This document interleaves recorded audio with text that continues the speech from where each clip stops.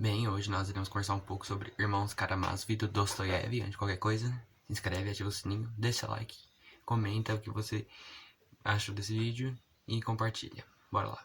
Bem, a história do livro se passa na segunda metade do século XIX na Rússia.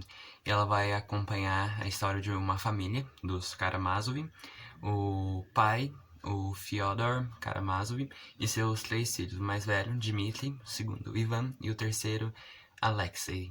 Aí cada um também tem seus respectivos apelidos.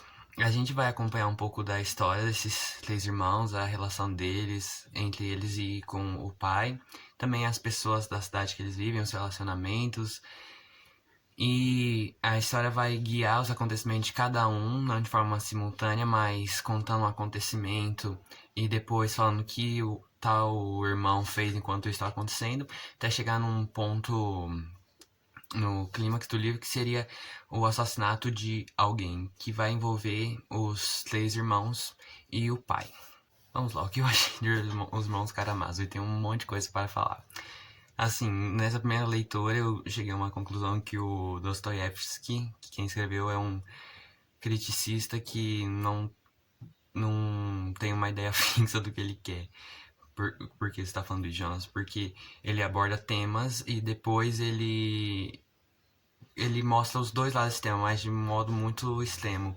Por exemplo, no livro a gente tem um personagem que ele é chamado de mestre, ele é de um mosteiro, o mestre Zósimo, e antes dele morrer, eu vou falar já aqui mesmo porque ele não é relevante para a história, o mestre ele morre de velhice mesmo e coloca mais de 20 páginas de um monólogo dele, que não vai encaixar em nenhum ponto da história depois. E nesse monólogo é o mestre falando um pouco, acho que da religião, de como é bom. Aí depois, umas páginas seguintes, a gente tem um discurso do Ivan, o irmão do meio, totalmente contra a religião, mas assim, pensa num contra mesmo. E isso se acontece em outros temas também, só que esse me veio mais à cabeça porque eles retomam bastante temas, mas não tão profundo quanto essas duas partes. Que o Mestre Osmo, ele fala muito bem da religião e depois com o Ivan Karamazov, ele praticamente fala mal, fala que não que não preste, mas ele fala mal. Outro ponto é que Os Irmãos Karamazov, ele é uma história de terceira pessoa que tem um narrador que participa da história. Porque os Dostoiévski, para escrever esse livro, ele se inspirou em obras do Victor Hugo, como Os Miseráveis, que tem um narrador que participa da história. Não que ele seja um personagem que tá lá, mas ele conta como se ele estivesse lá. E no começo da história ele fala que o herói dele é o Alexei, o irmão mais novo. Só que ao longo do texto, da história, a gente praticamente não conhece direito o Alexei. Ele não expõe direito as suas opiniões. Quando ele fala, ele tem poucos discursos. Eu pelo menos não entendo porque ele é considerado um herói, sendo que ele não faz quase nada relevante. Metade da história ele só serve para ser um pombo correio, ou para levar dinheiro, ou para passar algum recado, para convidar alguém para fazer alguma coisa. Eu não vejo aonde um herói faz isso. E mais um ponto é a romantização das personagens que o Dostoiévski faz aqui na história. É, pode ser um bebê que aprendeu a falar até a pessoa mais velha da Rússia inteira. Essa pessoa tem um conhecimento que a pessoa parece ser onisciente já. As crianças de 13 anos na história têm falas que adultos de mais de 40 não têm essa percepção.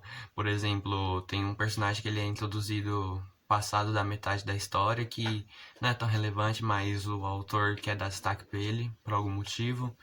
E ele tem uma visão da sociedade que nenhum outro adulto mostra. E também tem uma garota, que se não me engano é a mesma idade, que ela tem uma romantização, ela tem uma doença, só que ela romantiza as coisas de um jeito muito extravagante, que algumas mulheres no livro até que mostram esse lado mais romântico, mas colocar isso pra uma criança de 13 anos, gente, eu acho que já é um exagero. Mas, tirando esses 3 pontos, eu gostei bastante de Os Irmãos Karamazov. Foi uma leitura, assim, que teve seus altos e seus baixos. Por exemplo, no começo da história ele tá introduzindo as personagens, os irmãos e o pai, a gente conhece um pouco melhor eles. E eu acho essa parte rápida, mas aí depois a história começa uma lentidão, porque ele vai dando nome de umas pessoas como se o leitor já soubesse do que ele tá falando. Obviamente ele vai explicar mais pra frente o que cada um é, porque ele tá ali, o que ele tá fazendo, mas demora de um jeito.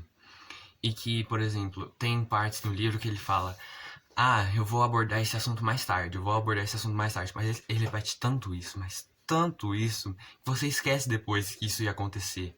Por exemplo, eu vou contar como esse fulano conheceu a ciclana. Só que aí ele repete tanto isso, esse tipo de coisa, que depois você esquece que fulano conheceu ciclana na história. E isso que eu achei um pouco lento, porque era muita coisa que ele queria contar pra depois e você não tinha essa sensação, agora eu vou saber o que vai acontecer. Mas as partes assim corriam rápidas, pra mim eram as partes com diálogo.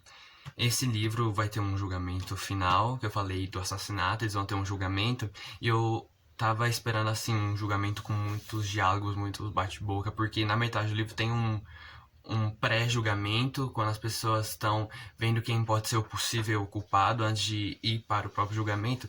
E o autor, ele dá essa sensação, pelo menos eu senti isso, que, ó, gente, daqui a pouco vai ser assim, tá? Vocês já tô preparando o terreno aqui pra vocês. Só que isso não aconteceu. A maior parte do julgamento final foi uma bíblia de discurso indireto das personagens, não tinha muitas falas dos envolvidos. E isso eu não gostei muito. Os livros têm seus altos e seus baixos. Essa edição que eu li é a edição da Martine Claret. Ela é toda verde, que ó, a lombada também é quase igual a capa. O título em escuro aqui tá em baixo relevo. Aí aqui atrás a gente também tem uma frase que também tá em baixo relevo. E por dentro a diagramação é bem boa. Não sei se vocês vão conseguir enxergar, mas ela é igual a capa, ou seja, as letras aqui são verdes. Aí só uma coisa que, assim, esse livro vem com um fitilho, só que eu não sei se foi problema na hora que veio, se é da própria edição, mas meu fitilho soltou. Para os irmãos Karamazov eu dou uma nota 7 de 10. E esse foi o vídeo de hoje. Se você gostou, deixa like, se inscreve, ativa o sininho, compartilha, comenta o que você achou desse livro, se você tem interesse. E é isso, eu vejo vocês na próxima. Só um adendo, o próximo livro que teremos uma análise é A Menina que Roubava Livros. Um abraço.